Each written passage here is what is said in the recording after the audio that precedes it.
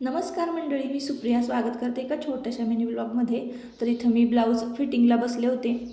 आता कधी ना मी ब्लाऊज शिवायला बसले की एक तर मला कात्री सापडत नाही, कात्री सापडली तर कापड चॉक सापडत नाही, कापड चॉक सापडला तर मेजर टेप सापडत नाही, असं होतं कधी कधी. आणि इथं असंच झालं होतं. इतका मी मेजर टेप शोधत होते ना, गळ्यातच असतो माझ्या आणि मी जिकडं जाईल तिकडे घेऊन जाते, मग तिकडंच ठेवून येते, मग सापडतच नाही आणि लवकर लक्षातच येत नाही आपण कुठं ठेवला. तर शेवटी मी इथं स्केल घेतली आणि स्केलने फिटिंगचं माझं माप टाकून घेतलं.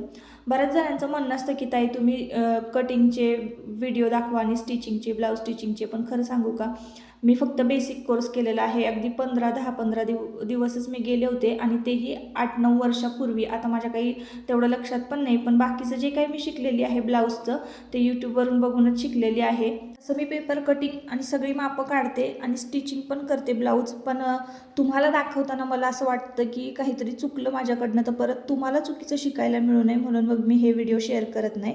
चला मग आता इथं कांदा लसूण मसाला आहे ना, आपला हा शेवटचा स्टॉक राहिला होता.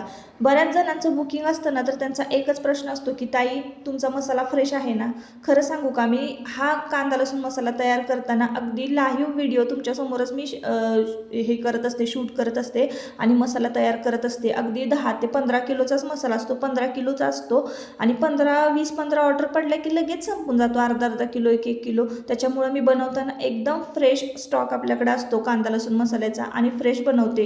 मग तुम्ही तो कसाही वापरला ना तरी वर्षभर तो अजिबात खराब होत नाही. हे बघा, हे 1 किलोचं पॅकिंग आहे आणि याच्याबरोबर ना रोटी कवरची सुद्धा बऱ्याच जणांच्या ऑर्डर येतात, तर मी रोटी कवर सुद्धा शिवून देते, फोटो तुमच्याबरोबर शेअर करते.